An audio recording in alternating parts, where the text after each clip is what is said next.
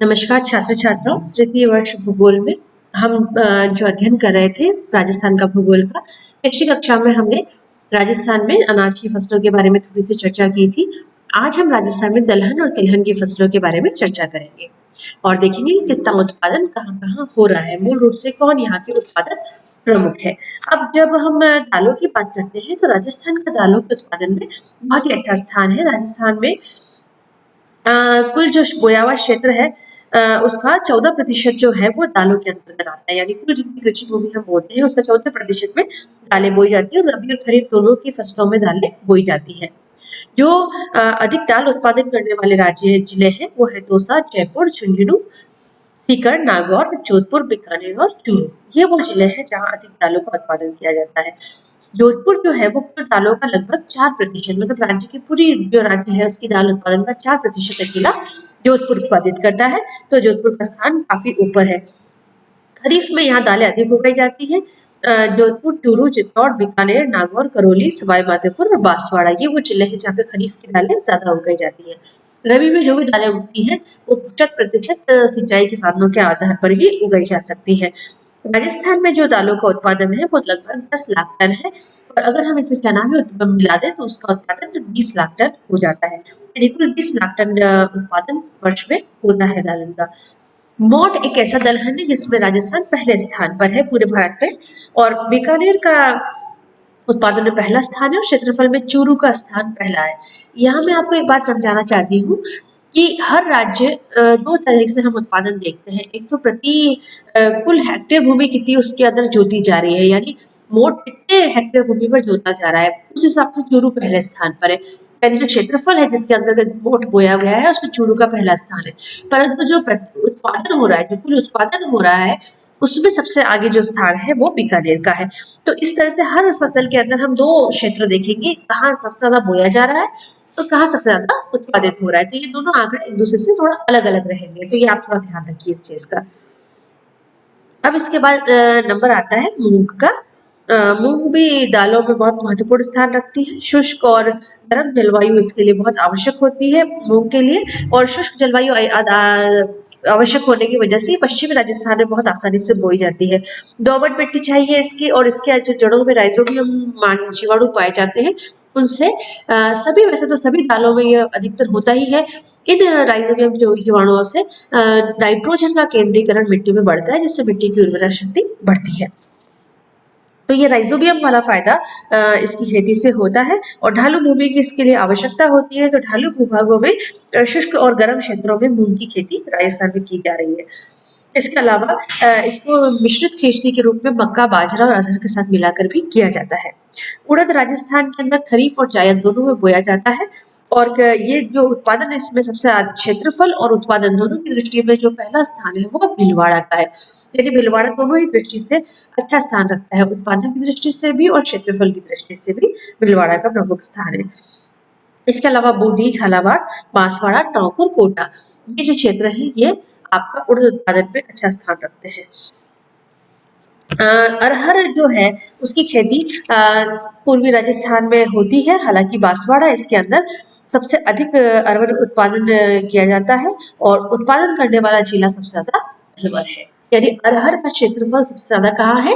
बांसवाड़ा में है, और अरहर का उत्पादन सबसे ज्यादा कहाँ हो रहा है? वो अलवर में हो रहा है।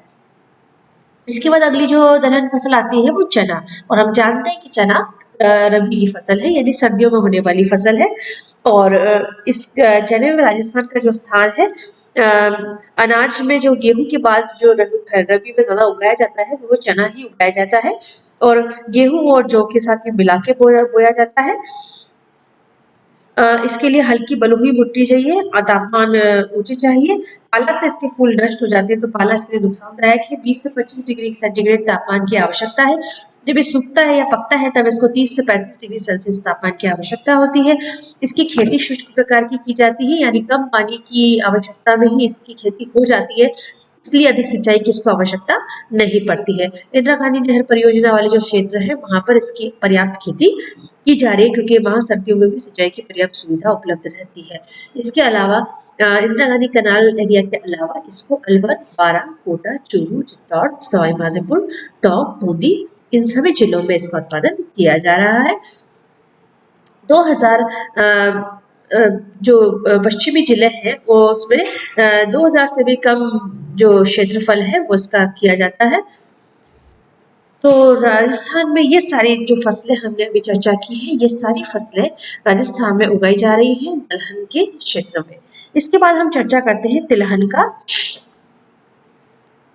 तिलहन तिलहन यानी जिसमें से तेल निकाला जा सके, उन सभी बीजों को जिनके अंदर से तेल निकाला जा सकता है तिलहन के रूप में देखा जाता है। दो तरह का तिलहन है, एक तो बहुत बारीक दाने वाला जिसमें आपका राई, सरसों, तिल, अलसी, ये जिनमें छोटे छोटे दाने होते हैं जिनको पीस के तेल निकलता है, और एक थोड़े बड़े दाने होते हैं जिसके अंदर मूंगफली, रेंडी, बिलोला, महुआ और नारियल शामिल किए जाते हैं। सोयाबीन में एक ऐसा तिलहन है जिसे तिलहन भी माना जाता है और दलहन भी माना जाता है, यानी उसको दाल के रूप में भी प्रयोग किया जाता है, उसका तेल भी निकाला जाता है। तो वो भी राजस्थान में पर्याप्त मात्रा में उग रहा है। अब राजस्थान में सभी प्रकार का तिलहन उगता है, जिसमें मूंगफली एक बड़े प्रमुख पौधा है जो उष्णकटिबंधीय पौधा है। 15 से 25 डिग्री सेंटीग्रेड तापमान के अंदर ये उगता है और पाला इसके लिए बहुत हानिकारक है। 75 से 150 सेंटीमीटर वर्षा इसके लिए आवश्यक होनी चाहिए, और थोड़ी सी खाद देकर और थोड़ी सी नाइट्रोजन और जीवांश खाद के साथ हम इसकी पैदावार कर सकते हैं। लूणकरणसर जो है उत्पादन में राजस्थान का राजकोट कहा जाता है, यानी पर्याप्त उत्पादन लूणकरणसर बीकानेर में इसका हो रहा है। इसके अलावा चित्तौड़, गंगानगर, हनुमानगढ़, सवाई माधोपुर, जयपुर, दौसा, भरतपुर, भीलवाड़ा, झालावाड़, इन सभी जिलों में पर्याप्त मात्रा में ये उगाया जा रहा है मूंगफली को, और इसका पूरा क्षेत्रफल जहां भी उगाया जा रहा है 100% इसको वर्ष पर सिंचाई के आधार पर ही उगाया जा रहा है। पूरी तरह से सिंचाई आधारित कृषि है ये। इसके साथ ही अलसी का भी पौधा बहुत ज्यादा महत्वपूर्ण है। इसको 15 से 25 डिग्री सेंटीग्रेड का तापमान चाहिए और 75 से 150 सेंटीमीटर वर्षा चाहिए, और पर्याप्त वर्षा के साथ ही ये उगाया जा सकता है। इसकी बूंदी में सबसे ज्यादा खेती की जा रही है अलसी की। इसके अलावा नागौर, टोंक, कोटा, झालावाड़, सवाई माधोपुर, करौली और बारां इसके प्रमुख जिले हैं, और इसको सिंचाई के द्वारा ही उत्पन्न किया जा रहा है राजस्थान में। इसके बाद नंबर आता है अरंडी का। अरंडी के भी एक तिलहन का है, और इसका जो जालौर सबसे बड़ा उत्पादन दृष्टि से जिला है, सिरोही, पाली और बांसवाड़ा ये सबसे बड़े हैं। जालौर में क्षेत्रफल भी अरंडी का सबसे ज्यादा है और उत्पादन भी अरंडी का सबसे ज्यादा हो रहा है। इसके बाद नाम आता है तिल का। तिलहन को नाम ही तिल से जोड़ के देखा जाता है, तो तिलहन में प्रमुख है तिल, और तिल एक खरीफ की फसल है जिसे 20 से 25 डिग्री सेंटीग्रेड और 50 से 100 सेंटीमीटर वर्षा के लिए उपयुक्त माना जाता है। इसके अंदर 8 से 2 पीएच वाली जो हल्की बलुई और दोमट मिट्टी है इसको उपयुक्त मानी जाती है, जिसमें जीवांश की पर्याप्त मात्रा उपलब्ध हो। इसकी जो खेती है राजस्थान में वो खेती नागौर, बारां, कोटा, पाली, जोधपुर, राजसमंद, उदयपुर, बूंदी, भीलवाड़ा, झालावाड़ इन सभी जिलों में हो रही है, और पाली इसमें पहला स्थान रखता है। तो पाली के अंदर जहाँ 32.57% क्षेत्र के ऊपर इसकी उपज की जाती है, और कुल राज्य का 32% जो उत्पादन है तिल का वो पाली जिले से प्राप्त होता है। तो पाली 1/3 उत्पादन करने वाला एक प्रमुख जिला है। इसके बाद सरसों और राई का नाम आता है, जिसके दाने छोटे होते हैं और तेल निकालने और बचे हुए पदार्थ की लूंगी बनाकर जानवरों को खिलाने के काम आता है। तो सरसों को तो गेहूं के साथ आप जानते ही ये मिलाकर बोया जाता है, और राजस्थान में भी सरसों उत्पादन में जो सर्वाधिक गंगानगर है, जिसका उत्पादन की दृष्टि से भरतपुर जिला सबसे प्रमुख है। क्षेत्रफल की दृष्टि से गंगानगर और उत्पादन की दृष्टि से भरतपुर जिला राई सरसों उत्पादन के अंदर महत्वपूर्ण माना जाता है। तो इनकी बहुत वैल्यूबल खेती है। तो तिलहन और दलहन दोनों ही फसलें राजस्थान में पर्याप्त मात्रा में उगाई जाती है। तो इसके साथ हमारा ये अध्याय खत्म होता है कृषि का। हमने खाद्यान्न फसलें देखी, तिलहन और दलहन फसलें देखी हैं जो राजस्थान में प्रमुखता से उगाई जा रही है। हालांकि राजस्थान बहुत ज्यादा वर्षा प्राप्त करने वाला या बहुत अधिक उपजाऊ मिट्टी रखने वाला क्षेत्रफल नहीं है, परंतु फिर भी प्रमुख औद्योग जो व्यवसाय है लोगों का कृषि ही है।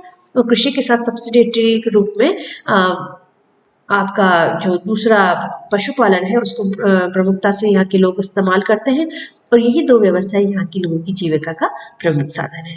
तो ये हमने आज कृषि देखी। इसके बाद हम थोड़ा सा सिंचाई और जो नहर परियोजना है, विशेषकर इंदिरा गांधी कैनाल परियोजना, अगली कक्षा में हम उस पर चर्चा करेंगे, और इसके बाद हम कुछ और बिंदु के बाद ये तीसरा यूनिट को समाप्त करेंगे।